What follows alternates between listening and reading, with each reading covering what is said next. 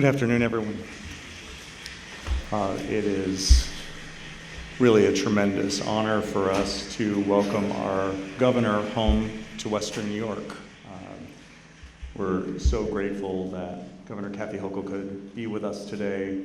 I was saying to her on the brick walk, this is not the way I was really looking forward to welcoming her home to Western New York. Certainly she is no stranger either to Western New York or to Chautauqua. She has been here many times. She has spoken here, she has vacationed here, and I'll let her tell you more about her own history, but it spans decades with us. It's really times like this when the spirit of New Yorkers come through. We are resilient, we're kind, and New Yorkers try to move from tragedy toward positive action. What happened here is unfortunately something that's becoming a little too familiar in the world. Reminds us that while we need to maintain vigilance on safety and security, Chautauqua and organizations like ours simply can't step back from our mission of striving to make the world a better place. As I've said over the past few days, we need to find a way to transform hate into empathy, to reach out to each other in that place that we all share, a place of humanity that pushes against anything that separates us. Chautauqua is committed to providing home for the voices of artists, preachers, and speakers who've had the ability to change the world for the better. That's why we resumed our programming last night, and that's why we'll complete the important conversations slated for the rest of our season and beyond. We continue to pray for the healing of Salman Rushdie and Henry Reese, and we've been grateful to hear the news that both are on the path to recovery, and we hold them in our deepest thoughts and prayers. And while we heal as a community, we also look to the future with deep gratitude to Governor Hochul, to the New York State Police for their promise of continuing and enhanced support, which I think is evident by her presence today.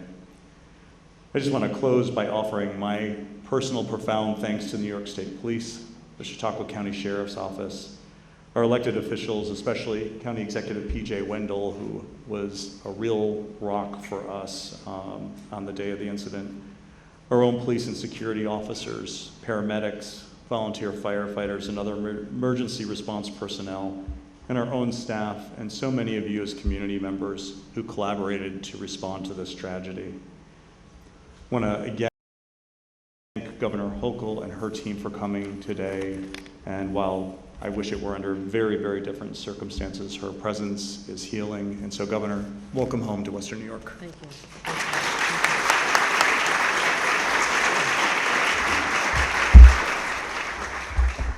Thank you, Michael, for your leadership under extraordinarily trying circumstances. I also want to acknowledge the presence of our county executive. County Executive Wendell and I worked very closely together during the pandemic. It's being in a foxhole for 2 solid years, and I want to thank him and the sheriff of this county for their immediate response as well. I'm joined by the superintendent of the New York State Police, Kevin Bruin, who I've asked to join me to give a quick update as well, and Candy Maxwell, the board chair. And I just took a few minutes to meet some of the individuals who would not have called themselves heroes, but I sure did. The individuals who are part of the stage crew, those who witnessed the horror that some of you may have been in the audience to see just a few hours ago. And they saved a man's life. And I could still see the trauma and pain in their faces that they're trying to figure out how something like this could happen in this place known for its healing, its tranquility, its harmony. But I will tell you, the team that was on the ground here, and the EMTs, the firefighters, and those who show up and literally kept a man alive as they were transporting him, did an extraordinary job. But they're also human beings. I could see still a lot of adrenaline rush, and a lot of fear, and the images keep going over and over in their heads. So just keep all of them in your thoughts and prayers. If you see them as you're strolling through, just give them a hug. They need our love as well. I was very proud to meet them. You know, for over 150 years, Chautauqua institution has really stood as a crown jewel in our state. I'm well familiar with it. It's founded on the principles of education and freedom of expression and inclusion, all values that we are proud of here in New York. And this is a place where people believe in the vigorous exploration of ideals and philosophies and study of religion and politics. And indeed, it was in 2017 when I stood on this very place as Lieutenant Governor celebrating the 100th anniversary of women securing the right to vote. I think the crowd was a little bit smaller. I was Lieutenant Governor back then. But I talked about how I had come here countless times as a child. And I was telling Michael, my family grew up blue collar up in Buffalo. My dad worked at the steel plant. We didn't have a lot of money. In fact, we really couldn't afford the normal admission gate. So they used to pile us in the station wagon after church on Sundays and bring us here just to breathe that rarefied air that someday they'd be able to afford to bring their children here and to experience the wonder of Chautauqua, and they did. And my husband Bill and I raised our children up the road. We brought our children here. So this is not a foreign experience to me at all. This is home. This is home to me. So I know all of you who are here, either as long-term residents, occasional visitors, people are here to enjoy the next upcoming week of programming. I know why you're here. You're in search. You're in search of something that is so unique to this place, that this is the place that someone decided to act on a threat to an individual who simply spoke truth and wrote. And so that is why it's a talk about a place that doesn't just value dialogue and freedom of speech, freedom of thought. This place exists because of those values. And I'm here to tell you it will exist for the next 150 years founded on those values as well. Because nothing will change what we have here. And I do believe that that is why the attacker chose, after many, many years of threat over Salman Rushdie's life, for having the courage, and I find it fascinating that we're entering the week of courage as your topic, that this person who stood for a symbol to all of us of courage, great courage, that his attacker found him in this place, a place of openness, a place where thoughts are shared regularly. So that's why he came here, attempted to do something. He failed. He failed, as we learn of the continued recovery of this individual who's been subjected to so much over his life. But I will tell you right now, as your governor, New York State will always stand up to protect freedom of expression, freedom of speech, and we condemn the cowardly attack on Salman Rushdie. And we condemn any individual or any group that dare violate the sanctity of a place like Chautauqua or to attempt an assassination on a world leader. That cannot happen in New York. We're standing up. And we will stand. We will stand with courage. And I want to thank those, as I mentioned at the outset, those who stood with courage to save the life. And I want to thank our state police. I had a chance to meet the trooper who was the first one to take him into custody, an individual who's been on the force all of 8 years. And I shook his hand and I held it for a while and looked in his eyes and said, "Thank you for what you did. I'm sure the training didn't prepare you quite for this incident, but you were there. You didn't just respond as a professional, you responded as a human being who did everything in your power to save a life. So let that be part of your story. Let that be part of your story and go forth with courage." And I want everyone to know that as the investigation unfolds and there's much being found, you'll know the story. And those who are motivated to violence because of calls from foreign leaders, even domestic leaders, calls for violence cannot be tolerated. And so we're going to continue. And I want it out there that a man with a knife cannot silence a man with a pen.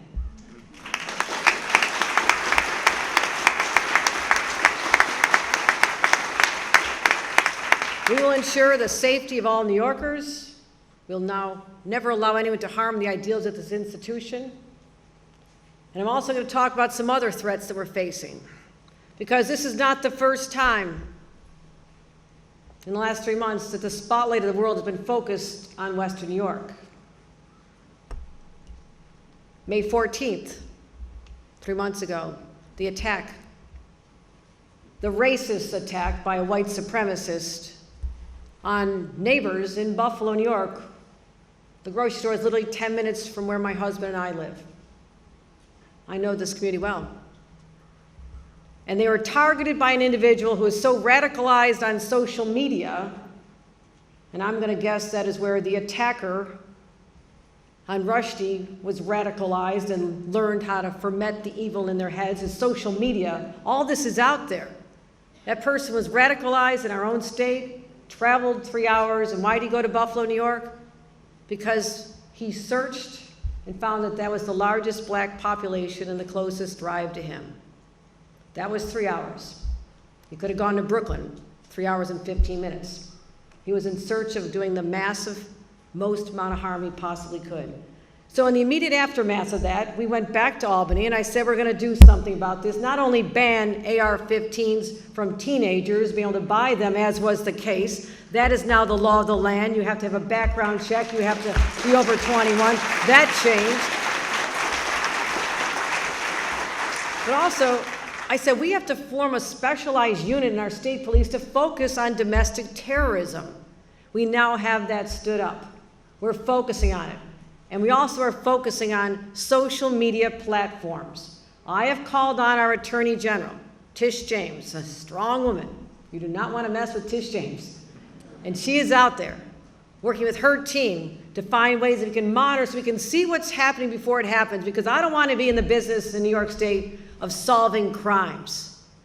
I want to be in the business of preventing crimes. And when the message is laid out there, and they're spelling out, and no one connects the dots. Sounds a lot like 9/11, doesn't it? They never connected the dots. Well, now those dots are coming together. We're monitoring, we're watching, we are vigilant. We have an entire team of individuals hired to watch for this information being out there and the radicalization that's happening to individuals, as well as improving our red flag laws. What does a red flag law do? It says when there's individuals out there, whether they're in a school, a workplace, in the community, and they give signs that they're going to do harm to themselves or others, we have a responsibility and a right to find out whether they have access to guns. That's how you stop crimes. And we have beefed that up. And that is the law of the land now in the state of New York as well. So we're focusing on best practices, sharing information, and again, the partnership with the county sheriff, our county district attorney, the state police. Don't always take that for granted, as well as the FBI. Because a long time, those silos, everybody does their own thing. They all want to get their own credit for something that happened. Now we have made them work together. I said, come on. I know how to make people work together. I've been a mom a long time too. I can bring you all together. And we've done that. There's cooperation, which is beautiful to see, and we're making a difference. So, here's what I want to say in conclusion. We talk about profiles and courage. We'll be examining that concept more this upcoming week. Mr. Rushdie spent more than a decade of his life in hiding, and finally he said, no more. I'm coming out. I'm coming out of the shadows. I will not be bowed by fear or a threat. And to those of us who go about our daily lives, if that's not an inspiration, I don't know what is. That inspires me to go out there and know I will use every tool at my disposal, including my voice, to call out this radicalization that's going on, to call out anyone who perpetrates violence, whether they're a high-profile individual or someone in the streets of Buffalo or Rochester or our small towns or the boroughs of New York. We have to call for an end to violence.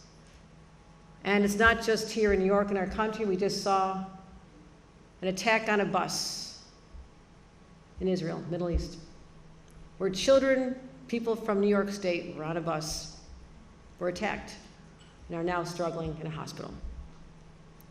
It is a challenging world. And to the young people I say, sometimes it can be scary. but this is the United States of America. This is the state of New York. We are a proud people. We're proud to have an institution that fosters these ideals, makes us proud of them, shares this knowledge, because this is common to our DNA, to speak up loudly. So wisdom will always prevail over ignorance.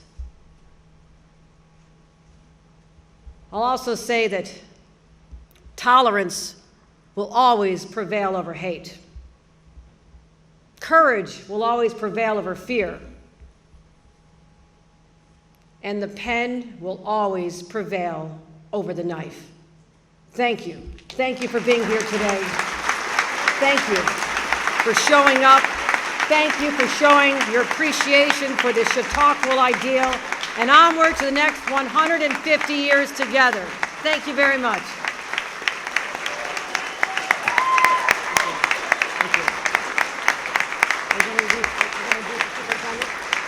You introduce the superintendent now?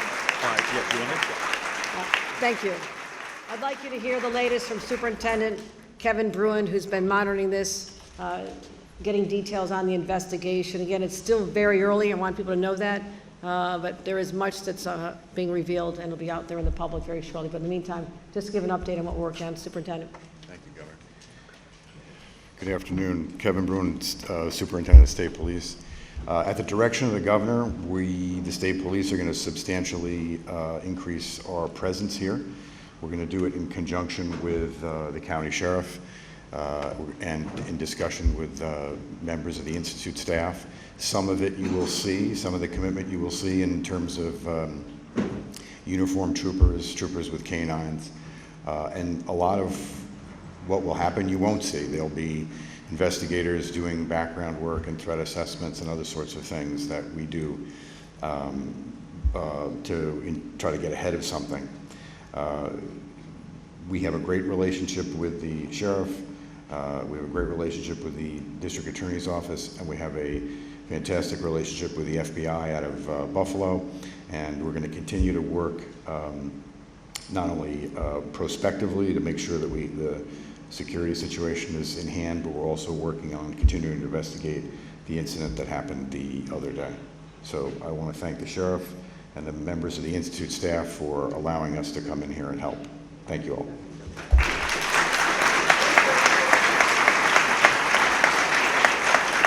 I'd also like to welcome County Executive P.J. Wandu.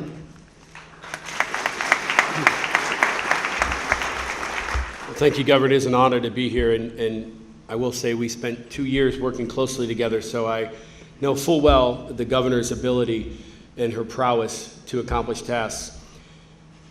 Sitting here the other night, Michael asked if we would have something on our minds that we wanted to say. And I can't stress enough that ordinary Chautauquans became heroes that day. People leapt from their seats and stopped an assailant. They stopped what could have been world history, and they were part of that. So on behalf of the residents of Chautauqua County, I extend my thoughts and prayers to the family and friends of Solomon Rushdie. This small, tranquil community here in Chautauqua County, a Chautauqua institution, has been shaken to the core by an act of one individual, his hatred and tendency for violence. This has reverberated across Chautauqua County, Western New York, and as I'm told, all over the world. It is disappointing that we live in a society where we cannot listen to the differences of others, especially in a place like the institution, where thinkers, problem solvers from around the world come to share their stories. I'd like to thank all of the emergency responders and law enforcement agencies who have done a tremendous job responding to this horrific event. And it is through their quick response that they were able to mitigate the situation, capture the assailant, and brought an end to the hatred and violence that took place on Friday. Thank you for being here, and again, thank you, Governor and Superintendent Bruin, for all you're doing to support the institution in its remaining weeks. Thank you.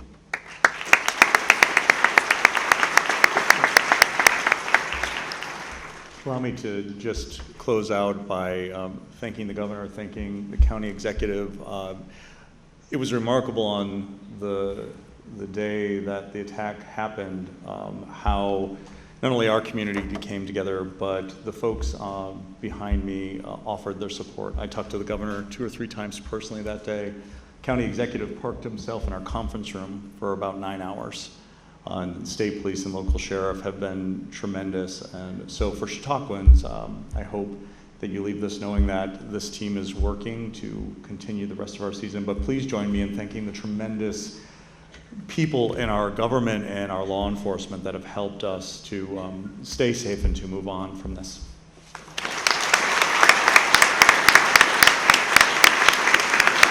And thank you all for being here this afternoon. Have a great day.